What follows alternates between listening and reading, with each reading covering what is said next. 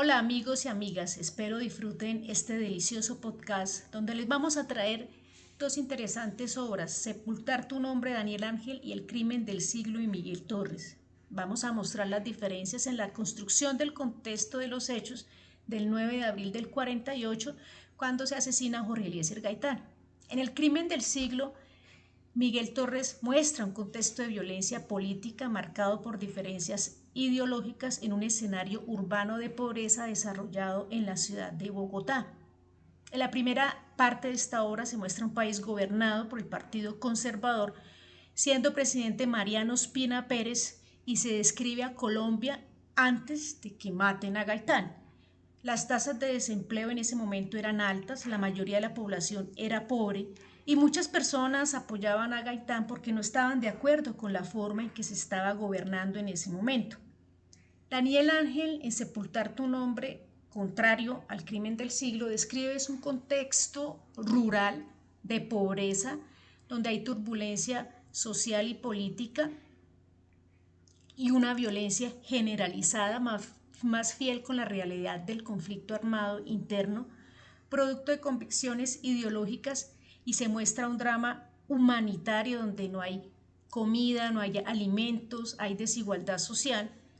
Los hechos descritos en esta novela ocurren después del 9 de abril del 48, se remonta a febrero del 52 en el departamento del Tolima, donde varias poblaciones fueron arrasadas a manos del ejército, la policía y los chulavitas, por lo que la población civil recibe entrenamiento militar para enfrentar al ejército, quienes mataban a mujeres y niños, ancianos, adultos, sin ser juzgados y sí apoyados por el gobierno.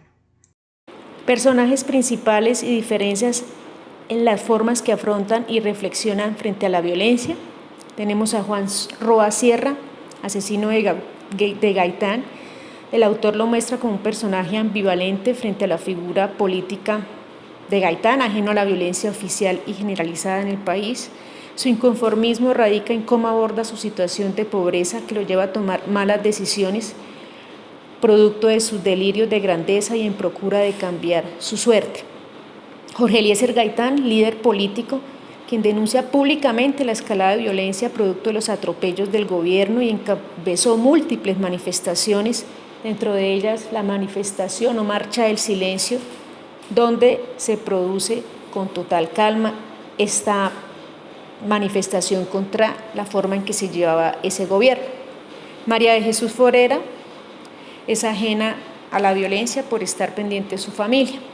Erasmo Soler, o teniente Sombra Larga, es tildado por el autor como comunista, ateo, víctima y actor principal del conflicto después del asesinato de Gaitán. Abandona sus estudios e hizo frente a la violencia, se entrena, se arma y se organiza junto a los campesinos liberales del Tolima. A pesar del momento de miedo y sufrimiento, expresa felicidad que le produce la vida y el amor por su esposa y su hijo.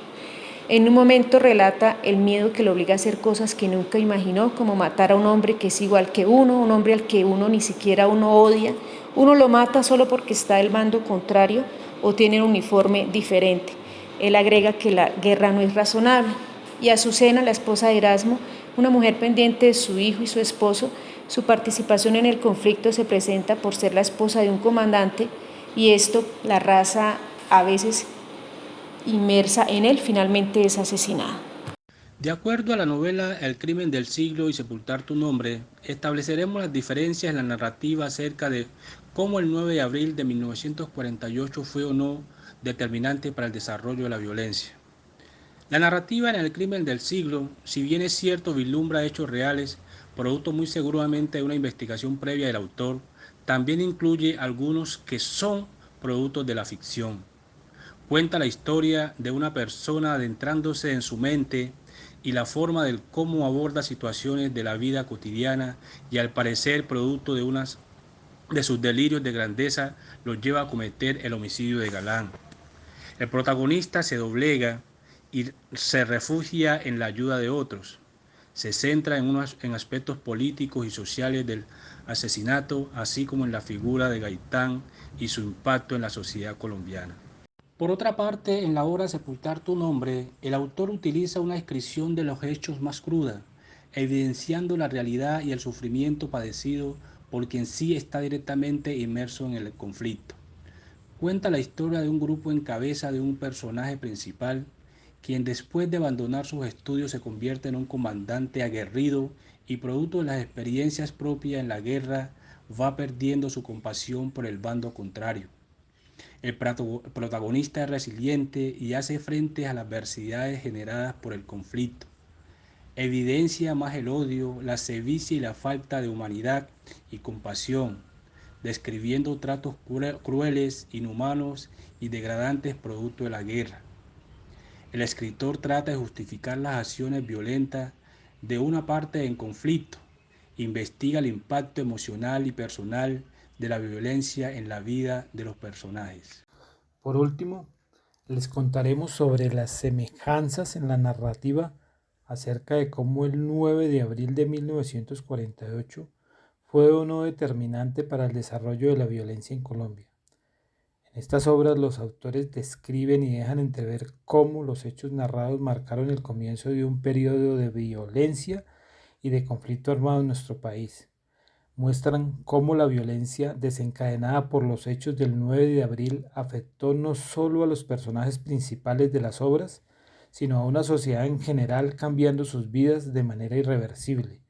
Los autores coinciden en sus obras respecto de que quienes más sufren y deben afrontar una mayor carga producto de la violencia son las personas pertenecientes a los grupos más vulnerables y ajenos al conflicto, pero que se ven inmersos cada vez más en él por la presión de los grupos armados en contienda o por intereses políticos y o económicos de personas u organizaciones que se benefician con la violencia.